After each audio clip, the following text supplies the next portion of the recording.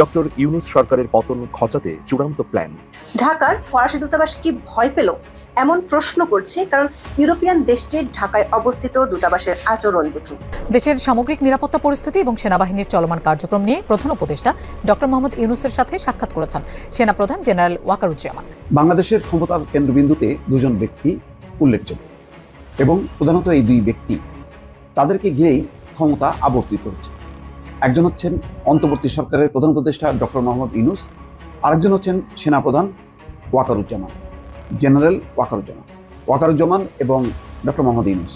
তাদের দুজনের কম্বিনেশন যত ভালো হবে তত বেশি রাষ্ট্র ক্ষমতা পরিচালনাটা ভালো হবে এবং কোনো রকম অনাসৃষ্টি হওয়া, কোনো রকম সংকট তৈরি হওয়া সেটা হবে না। এটা সবসময়ের জন্য সত্য, আমরা জানি। দেশের অবস্থা যখন নাজুক, আইন শৃঙ্খলা পরিস্থিতি ভেঙে পড়েছে, ঠিক সেই সময়ে আমরা দেখলাম সেনা প্রধান উপদেষ্টার সঙ্গে দেখা করলেন। সেনাপ্রধানকে নিয়ে বেশ কয়েকদিন তেমন কোনো আলোচনা ছিল না। সেনাপ্রধানের বিদেশ সফরকে কেন্দ্র করে পরিস্থিতি উত্তপ্ত হচ্ছিল বলে নানা রকমের সংবাদ পাওয়া যাচ্ছিল। অতঃপর এবার প্রধান উপদেষ্টার সঙ্গে দেখা করলেন। প্রধান উপদেষ্টার সঙ্গে সেনাপ্রধান যে সময় দেখা করেছেন, যে ছবি গণমাধ্যমে প্রকাশিত হয়েছে, সেই ছবিতে যে দৃশ্য আমরা দেখছি তাতে সেনাপ্রধান এবং প্রধান উপদেষ্টা দুজনের কাউকেই হাস্যোজ্জ্বল দেখা যায়নি। দুজনের মুখই ভার ছিল। এবং সম্মানিত দর্শক শ্রোতা, আসসালামু আলাইকুম। নতুন একটা ভিডিওতে জানাচ্ছি আপনাদের স্বাগতম। এইমাত্র পাওয়া তাজা এবং গরম খবর। কেমন হতে চলেছে আজকের এই ভিডিওটি, কতটা গুরুত্বপূর্ণ ভিডিওর অংশ বিশেষ এবং শিরোনাম দেখে কিন্তু আপনারা ইতিমধ্যে বুঝেই গেছেন কেমন হবে আজকের এই ভিডিওটি। আমি আপনাদের কাছে রিকোয়েস্ট করবো আজকের এই ভিডিওটি সম্পূর্ণ দেখে যাবেন, স্কিপ না করে, তাহলে অনেক কিছু জানতে পারবেন এবং বুঝতে পারবেন। আমি আর বেশি কথা বাড়াবো না, সরাসরি আপনাদের বিস্তারিত ভিডিওতে নিয়ে যাবো। তার আগে আপনাদের কাছে ছোট্ট একটা রিকোয়েস্ট থাকবেন, যারা এরকম ভিডিও দেখতে পছন্দ করেন দ্রুত এই চ্যানেল সাবস্ক্রাইব করে পাশে থাকা বেল আইকনটি বাজিয়ে রাখবেন। ইতিমধ্যে যারা সাবস্ক্রাইব করে দিয়েছেন তাদের জানাচ্ছি অসংখ্য ধন্যবাদ।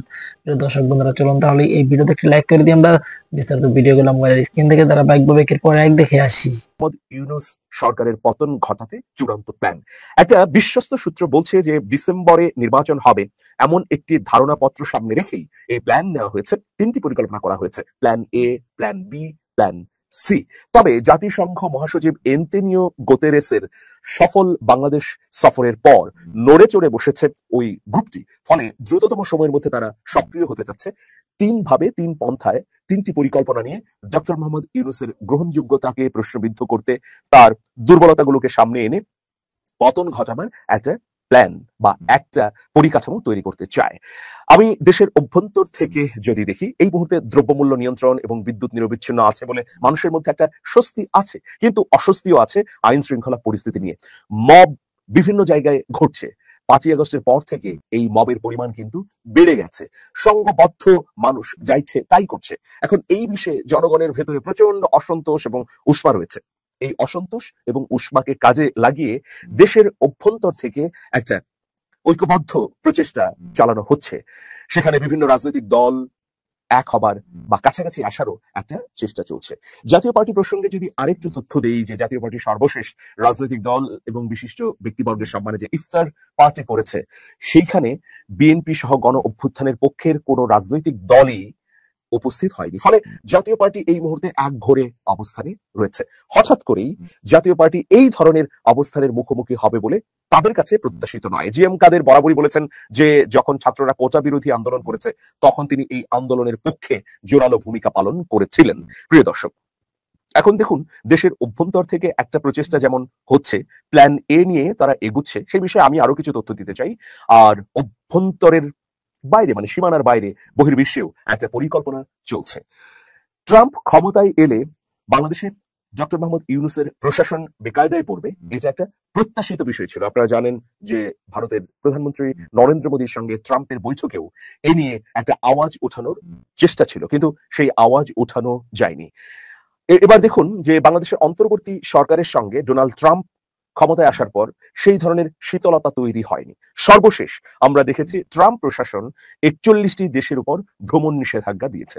যারা বহির্বিশ্বে ইউনূস সরকারের বিরুদ্ধে পরিকল্পনা তৈরি করছেন, তাদের একটা টার্গেট ছিল যে এই 41টি দেশের মধ্যে বাংলাদেশের নাম থাকবে, কিন্তু দুঃখের বিষয় সেখানে পাকিস্তান বা রাশিয়ার নাম থাকলেও বাংলাদেশের নাম থাকেনি। ফলে অনেকটাই ব্যর্থ হয়েছে সেই পরিকল্পনাকারীরা। এখানে অন্যতম অন্তরায় হয়ে দাঁড়িয়েছেন ইলন মাস্ক। জানেন আপনারা সবাই যে ট্রাম্প প্রশাসনের ডিপ স্টেট হিসেবে তিনি কাজ করছেন। ট্রাম্পের ছায়া প্রেসিডেন্ট হিসেবে এখন কাজ করছেন ইলন মাস্ক। ইতোমধ্যে ইলন মাস্ক প্রতিশ্রুতি দিয়েছেন যে বাংলাদেশে স্টারলিং ইন্টারনেট সেবা দিবেন। এর বাইরে কূটনীতিকরা কিন্তু স্বাভাবিক সম্পর্ক এখনো বজায় রেখেছে ইউনূস সরকারের সঙ্গে। এইরকম একটা পরিস্থিতিতে লবিস্ট নিয়োগ এবং 3টি পরিকল্পনা আঁটা হয়েছে যেন ডক্টর মোহাম্মদ ইউনূসের এই সরকারটি আন্তর্জাতিকভাবে প্রশ্নবিদ্ধ হয় এবং তার দুর্বলতাগুলো প্রকটভাবে সারা বিশ্বে তুলে ধরা যায়। প্রিয় দর্শক, এখন আমি আবার দেশের অভ্যন্তরে আসি। দেশের অভ্যন্তরে অপপ্রচার এবং বয়ান তৈরি। অপপ্রচার কোত্থেকে হচ্ছে? একদম গ্রেবলসীয় অপপ্রচার, সেটা হচ্ছে ভারতের অভ্যন্তরের মিডিয়া। আর বাংলাদেশে এই সরকার যে দুর্বলতাগুলো দেখাচ্ছে সেগুলোকে সামনে রেখে নতুন বয়ান তৈরি হচ্ছে। আপনারা জানেন যে জাতীয় পার্টির পাশাপাশি কদিন আগে মানে জাতিসংঘ মহাসচিবের বাংলাদেশ সফরের সময়কালেই গণজাগরণ মঞ্চ শাহবাগ থেকে যে মঞ্চ তৈরি হয়েছিল সেই মঞ্চের সংগঠকরা আবারও সক্রিয় হবার চেষ্টা করেছে। এটা হচ্ছে প্রথম পরিকল্পনা, কিন্তু সেই পরিকল্পনা ইতিমধ্যে ভেস্তে গেছে। যে ধরনের পরিকল্পনা গ্রহণ করা হয়েছিল সেই পরিকল্পনা বাস্তবায়িত করা যায়নি। তড়িৎ কিছু উদ্যোগ এই সরকার নিয়েছে বলে এখন দ্বিতীয় পরিকল্পনাটা কি, যে ব্যর্থতাগুলো এক করে বয়ান তৈরি করা এবং বিভিন্ন রাজনৈতিক সরকারের রাজনৈতিক শক্তির ঐক্যবদ্ধ একটা প্রচেষ্টা চালানো। কেমন জাতীয় পার্টি সহ অন্যান্য যে রাজনৈতিক দলগুলো আছে এর মধ্যে বাম, মধ্যমপন্থী এবং কিছু সংখ্যক ইসলামী দলও রয়েছে যারা একসময় ঘনিষ্ঠভাবে আওয়ামী লীগ সরকারের সঙ্গে কাজ করেছে, তারা মিলে একটা জোট না হলেও একটা প্ল্যাটফর্মে কাছাকাছি আসার চেষ্টা করছে। এই চেষ্টার প্রতিফল বা চেষ্টার একটা নমুনা হিসেবে আমরা জিএম কাদেরের বক্তব্য শুনলাম। জিএম কাদের যেসব কথা বলেছেন সেই বিষয়ে দুটো মত থাকতে পারে। একটা মত হচ্ছে যে হ্যাঁ, আইন শৃঙ্খলা পরিস্থিতি তো অবনতি হচ্ছে এবং সেই অবনতিকে সামনে রেখেই এই সরকারকে যেন বিদায় দেওয়া যায় নির্বাচনের আগেই, সেই ধরনের পথেই পা হাঁটছে জাতীয় পার্টি সহ অন্যান্য কিছু সংখ্যক রাজনৈতিক দল এবং গণজাগরণ মঞ্চের সংগঠকরা। প্রিয় দর্শক, এখন দেখুন এটা কিভাবে সম্ভব। প্রথমত, যে আন্তর্জাতিকভাবে অগ্রহণযোগ্য যদি করে ফেলা যায় তাহলে সম্ভব, আর দ্বিতীয়ত রাজপথে বিক্ষুব্ধ মানুষকে যদি নামানো যায়, এই দুটো যদি একসঙ্গে মিলে যায়, একটা মোমেন্টাম তৈরি হয়, তাহলে এমন চাপ সৃষ্টি হবে এই অন্তর্বর্তী সরকারের বিরুদ্ধে যে তখন বেকায়দায় পড়বে এই সরকার বা সরকারের কিছু সংখ্যক উপদেষ্টা, প্রধান উপদেষ্টা সহ তারা পদত্যাগ করবেন।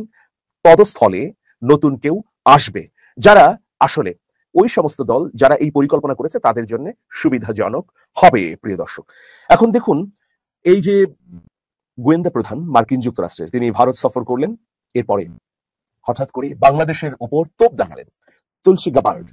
এখন তিনি ভারতীয় বংশোদ্ভূত বা তিনি সবসময় মুসলিম বিদ্বেষী এই ধরনের অভিযুক্ত তুলসীর বিরুদ্ধে রয়েছে, কিন্তু এনডিটিভিকে যে সাক্ষাৎকারটি দিয়েছেন সেই সাক্ষাৎকারের সঙ্গে আমরা জিএম কাদেরের একটি বক্তব্যের মিল পাচ্ছি। যেমন তুলসী গাবার্ড বলেছেন যে বাংলাদেশে উগ্রবাদী ইসলামপন্থীদের উত্থান হচ্ছে যারা আসলে খেলাফত কায়েম করতে চায়। জিএম কাদের এই ইন্টারভিউয়ে ওই কথারই একটা প্রতিধ্বনি করেছেন। তিনি বলেছেন যে যারা উগ্রবাদী বা যারা সহিংসতা তৈরি করছে ধর্মের নামে তাদেরকেই এই সরকার প্রায়োরিটি দিচ্ছে, অন্যদিকে যারা উদার বা ধর্মনিরপেক্ষতায় বিশ্বাস করে বা ইনক্লুসিভ বাংলাদেশ চায় তাদেরকে সরিয়ে রেখেছে ডক্টর মোহাম্মদ ইউনূস। সুতরাং তুলসী গাবার্ডের বক্তব্য এবং জিএম কাদেরের বক্তব্যের মধ্যে একটা সাযুজ্য পাওয়া যাচ্ছে। দেশের সামগ্রিক নিরাপত্তা পরিস্থিতি এবং সেনাবাহিনীর চলমান কার্যক্রম সম্পর্কে প্রধান উপদেষ্টাকে অবহিত করেছেন সেনাবাহিনী প্রধান জেনারেল ওয়াকারুজ্জামান। দুপুরে রাষ্ট্রীয় অতিথি ভবন যমুনায় প্রধান উপদেষ্টা প্রফেসর ডক্টর মোহাম্মদ ইউনূসের সঙ্গে সৌজন্য সাক্ষাৎ করেন তিনি। সাক্ষাৎকালে দেশের উন্নয়ন ও স্থিতিশীলতার জন্য সেনাবাহিনীর বিভিন্ন কার্যক্রম নিয়েও আলোচনা করেন। এই ঈদে জামা জুতো অ্যাকসেসরিজের ডিসকাউন্ট। সেনাপ্রধানের সাম্প্রতিক সেন্ট্রাল আফ্রিকান রিপাবলিক সফরের বিষয়েও প্রধান উপদেষ্টাকে অবহিত করেন তিনি। এই সফরটি দুই দেশের মধ্যকার সম্পর্ক উন্নয়ন ও সামরিক সহযোগিতা বৃদ্ধিতে সহায়ক ভূমিকা রাখবে বলে আশা প্রকাশ করেন সেনাপ্রধান। এছাড়াও বঞ্চিত সেনা কর্মকর্তাদের সুবিচার নিশ্চিতে সংক্রান্ত উচ্চপদস্থ পর্ষদের মূল্যায়ন নিয়ে প্রধান উপদেষ্টাকে অবগত করেন সেনাপ্রধান। বাংলাদেশের ক্ষমতার কেন্দ্রবিন্দুতে দুজন ব্যক্তি উল্লেখযোগ্য এবং প্রধানত এই দুই ব্যক্তি, তাদেরকে ঘিরেই ক্ষমতা আবর্তিত হচ্ছে। একজন হচ্ছেন অন্তর্বর্তী সরকারের প্রধান উপদেষ্টা ডক্টর মোহাম্মদ ইউনূস, আরেকজন হচ্ছেন সেনাপ্রধান ওয়াকারুজ্জামান, জেনারেল ওয়াকারুজ্জামান এবং ডক্টর মোহাম্মদ ইউনূস।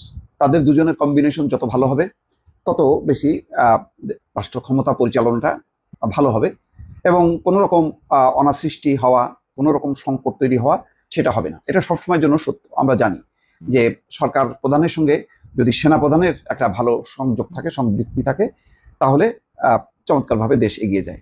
খেয়াল করেন, শেখ হাসিনার সঙ্গে শেষ সময় ওই 5ই আগস্ট কিন্তু সেনাপ্রধান একমত ছিলেন না। শেখ হাসিনা চেয়েছেন ক্ষমতায় থাকতে সেনাবাহিনীকে ব্যবহার করতে, সেনাপ্রধান সেটা চাননি। তিনি জনতার সেই আবেগ, অনুভূতি, আন্দোলন, তার প্রতি কিন্তু একাত্মতা প্রকাশ করেছেন, এবং শুধু তিনি নন, তার গোটা বাহিনী একাত্মতা প্রকাশ করেছেন। ফলে সাথে সাথেই ছন্দপতন ঘটে, শেখ হাসিনাকে দিল্লিতে পালিয়ে যেতে তিনি বাধ্য হন দিল্লিতে পালিয়ে যেতে।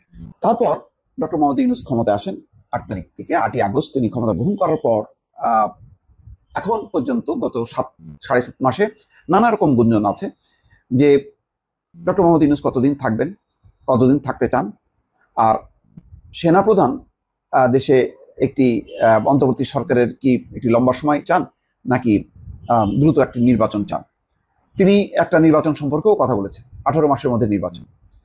এর মধ্যে সেনাবাহিনীর যে দায়িত্ব পালন, অর্থাৎ লম্বা সময় ধরে যে সেনাবাহিনী আইন শৃঙ্খলা পরিস্থিতি নিয়ন্ত্রণের জন্য কাজ করছে, নিয়েও নানা রকম কথা তিনি অকপটে বলেছেন। সাবেক সেনা কর্মকর্তাদের সামনে পিলখানা হত্যাকাণ্ড, আইন শৃঙ্খলা বাহিনীর ভূমিকা, সরকারের মেয়াদ, নির্বাচন, নানা বিষয়ে তিনি মুক্ত আলোচনা করার পর থেকেই কিন্তু একটি আলোচনা বিভিন্ন মহলে যে হয়তো কোনো কোনো ক্ষেত্রে ডক্টর মোহাম্মদ ইউনূস যা মনে করছেন ওয়াকারুজ্জামান সেটি মনে করছেন না। এমন যখন আলোচনা রাজনৈতিক অঙ্গনে, তখন একটা ভিন্ন চেহারায় দেখা গেল ডক্টর মোহাম্মদ ইউনূস এবং ওয়াকারুজ্জামানকে। তারা দুইজন বৈঠক করেছেন এবং যমুনায় এই বৈঠকটি হয়েছে। খবরে বলা হচ্ছে যে প্রধান উপদেষ্টার সঙ্গে সেনা প্রধানের এটি সৌজন্য সাক্ষাৎ। তবে ব্যতিক্রমী, এর আগেও ঠিক এইভাবেই তিনি ডক্টর মোহাম্মদ ইউনূস তার চেয়ারে বসেননি, তিনি অতিথিদের চেয়ারে বসেছেন এবং আরেকটি অতিথির চেয়ারে বসছেন জেনারেল ওয়াকারুজ্জামান। দুজন মুখোমুখি হয়েছেন। ডক্টর মোহাম্মদ ইউনূস তার চেয়ারে বসতে পারতেন, তার মুখোমুখি বিপরীত সাইডে বসতে পারতেন ওয়াকারুজ্জামান। কিন্তু এখানে কিন্তু যেই ছবিটা দেখা যাচ্ছে সেই ছবিতে তেমনটা না, ছবিটা খুবই ইনফর্মাল। তার মানে ইনফর্মাল কি অনেক আলোচনা হয়েছে নাকি? সেই সব আলোচনা বা সব কথা কিন্তু গণমাধ্যমে আসে না, কিন্তু বডি ল্যাঙ্গুয়েজ থেকে, ছবি দেখে, পরিস্থিতি বুঝে মানুষের মধ্যে অনেক রকম আলোচনা আসে। দর্শক, সেই আলোচনাটাই আসলে করবো, তবে প্রসঙ্গের বাইরে যাব না। যেমন সংবাদ বিজ্ঞপ্তিতে, এই বৈঠকের সৌজন্য সাক্ষাতের যে সংবাদ বিজ্ঞপ্তিতে যেটা বলা হচ্ছে যে কেন সেনাপ্রধান ডক্টর মোহাম্মদ ইউনূসের সঙ্গে সাক্ষাৎ করেছেন, সেখানে বলা হচ্ছে সেনাপ্রধান দেশের সামগ্রিক নিরাপত্তা পরিস্থিতি, সেনাবাহিনীর চলমান কার্যক্রম সম্পর্কে প্রধান উপদেষ্টাকে অবহিত করেন। পাশাপাশি দেশের উন্নয়ন এবং স্থিতিশীলতার জন্য সেনাবাহিনীর বিভিন্ন পদক্ষেপ নিয়ে আলোচনা করেন। আলোচনাকালে সেনাপ্রধান তার সাম্প্রতিক সেন্ট্রাল আফ্রিকান রিপাবলিক সফরের বিষয়ে প্রধান উপদেষ্টাকে অবহিত করেন। সফরটি দুই দেশের মধ্যকার সম্পর্ক উন্নয়ন এবং সামরিক সহযোগিতা বাড়াতে সহায়ক ভূমিকা রাখবে বলে সেনাপ্রধান আশা প্রকাশ করেন। সংবাদ বিজ্ঞপ্তিতে বলা হচ্ছে, সদ্য সমাপ্ত বিবিধ বঞ্চিত সেনা কর্মকর্তাদের সুবিচার নিশ্চিতকরণ সংক্রান্ত উচ্চপদস্থ পর্ষদের মূল্যায়ন সুপারিশ এবং বিবিধ কারণে চাকরিচ্যুত জেসিও এবং অন্যান্য পদবীর সেনা সদস্যদের চলমান উচ্চ পদস্থ পর্ষদের অগ্রগতির বিষয়ে প্রধান উপদেষ্টাকে অবহিত করেন সেনা প্রধান। অর্থাৎ সেনাবাহিনী থেকে অনেকে চাকরিচ্যুত হয়েছেন এবং সেটা যৌক্তিক নাকি অযৌক্তিক, পরিবর্তিত রাজনৈতিক প্রেক্ষাপটে সেনাবাহিনী সেটি তদন্ত করেছে, তারা একটা কমিটি করে পর্যালোচনা করেছে, সেই বিষয়টি হয়তো প্রধান উপদেষ্টাকে বলেছে। এছাড়া জুলাই আগস্ট গণঅভ্যুত্থানে আহত ছাত্র জনতার চিকিৎসায় সেনাবাহিনীর বিভিন্ন পদক্ষেপ সম্পর্কেও তিনি প্রধান উপদেষ্টাকে অবহিত করেন। সংবাদ বিজ্ঞপ্তিতে বলা হচ্ছে, প্রধান উপদেষ্টা সেনাবাহিনীর ভূমিকা এবং অবদানের প্রশংসা করেন, ভবিষ্যৎ কার্যক্রমে সেনাবাহিনীকে প্রয়োজনীয় দিক নির্দেশনা প্রদান করেন। তিনি আশা প্রকাশ করেন দেশের সার্বভৌমত্ব এবং নিরাপত্তা নিশ্চিত করতে সেনাবাহিনী তাদের পেশাদারি এবং নিষ্ঠার সঙ্গে দায়িত্ব পালন অব্যাহত রাখবে। এটা হলো ফর্মাল কথাবার্তা। ইনফর্মাল কোনো কথাবার্তা আছে? এটা কিন্তু আমরা জানি না। কিন্তু কিভাবে জানবো? আমরা জানবো এই বৈঠকের পর প্রধান উপদেষ্টা কোনো সিদ্ধান্ত দেন কিনা, কোনো বিষয়ে এমন কোনো অ্যানাউন্সমেন্ট দেন কিনা, যে এই অ্যানাউন্সমেন্টটা শুনলে বোঝা যাবে যে সেনাপ্রধানের সঙ্গে এই প্রধান উপদেষ্টার এই বৈঠকটি নিছক সৌজন্য সাক্ষাৎ ছিল না। এর পেছনে ভবিষ্যৎ বাংলাদেশের রাজনৈতিক যে পদক্ষেপ, নির্বাচন কবে হবে, কবে সংস্কার কাজ শেষ হবে, তারপরে বিদ্যমান যেই আইন শৃঙ্খলা পরিস্থিতি সহ চলমান বিভিন্ন বাহিনীর মধ্যে যে অসন্তোষ, বিভিন্ন রকম দ্বন্দ্ব সংঘাত, সেগুলো কিভাবে নিরসন করা যায়, হয়তো ইনফর্মাল অনেক কথাবার্তা হয়েছে, সব কথাবার্তা আসেনি। তবে একটা কথা দর্শক আপনাদেরকে বলতে পারি, সেনাপ্রধানের সঙ্গে ডক্টর মোহাম্মদ ইউনূসের এই বৈঠকটি বর্তমান প্রেক্ষাপটে অত্যন্ত গুরুত্বপূর্ণ। নিশ্চয়ই এই বৈঠকের পরবর্তী কি কি কার্যক্রম গ্রহণ করা হয়? আমাদের প্রধান উপদেষ্টার কাছ থেকে নির্বাচনের সময় নিয়ে একটা কথা খুব কনসিস্টেন্টলি আমরা শুনেছি। এই জায়গায় ইনফ্যাক্ট তিনি খুবই কনসিস্টেন্ট।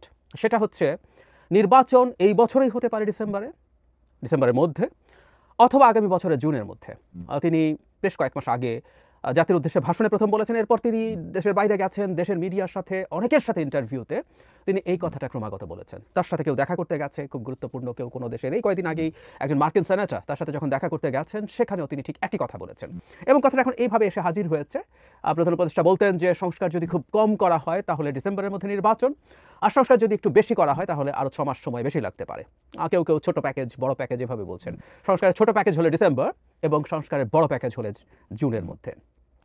আমি একটা প্রশ্ন করতে চাই, প্রশ্নটা আমার মাথায় এসেছে এবং আমি চাই সরকার তার অবস্থান ক্লিয়ার করবে এই প্রসঙ্গে।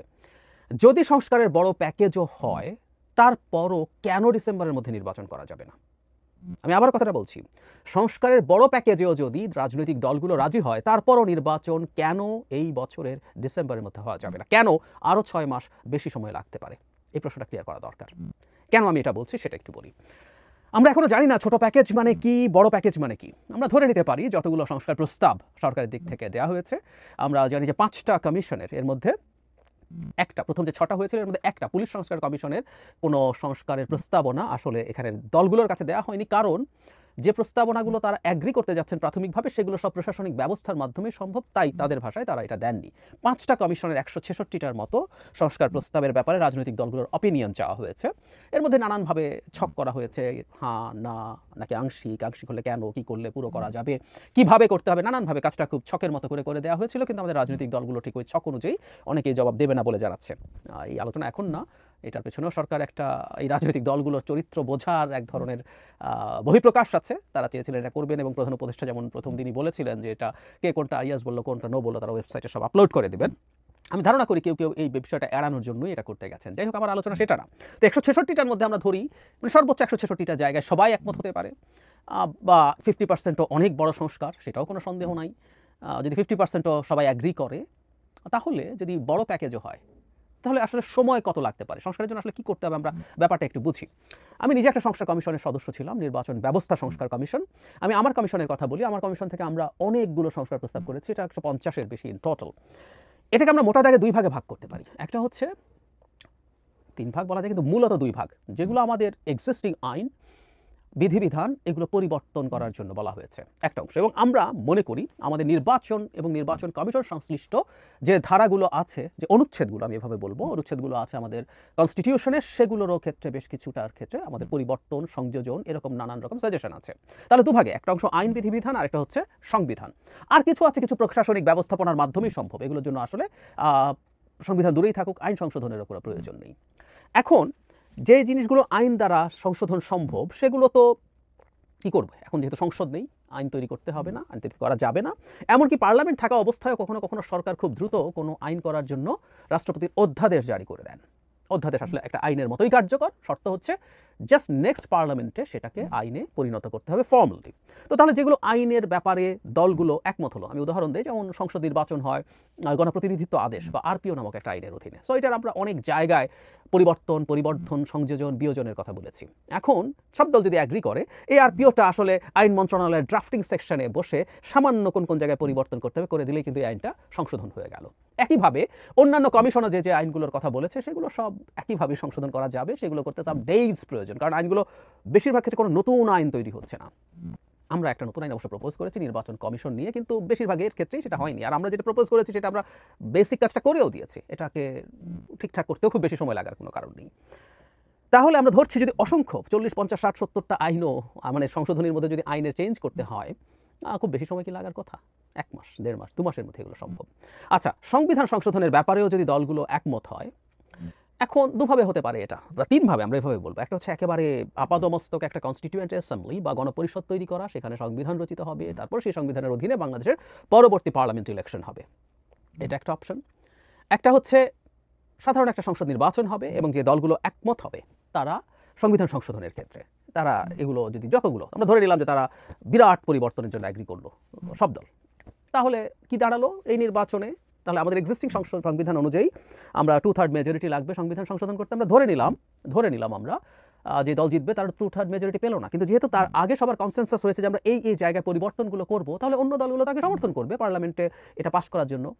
আমরা যখন তত্ত্বাবধায়ক সরকার মানে ইনক্লুড করেছি তখন তো বিএনপি ছিল, তার 2/3 মেজরিটি ছিল, তার জন্য খুব সহজ হয়েছে। 50th অ্যামেন্ডমেন্টের সময় আওয়ামী লীগ ক্ষমতায় ছিল, তারা পেরেছে। কিন্তু আমাদের দ্বাদশ সংশোধনী, যেটাতে আমরা প্রেসিডেন্সিয়াল ফর্ম থেকে পার্লামেন্টারি সিস্টেমে আসি, সেটা তো কোনো মানে 2/3 মেজরিটি ছিল না বিএনপিরও, তখন আওয়ামী লীগ বিএনপি মিলে কিন্তু সেটা পাশ করেছে। তো তাহলে আমাদের সেই পার্লামেন্টে সবাই একমত হয়ে সেটা পাশ করে দেবেন।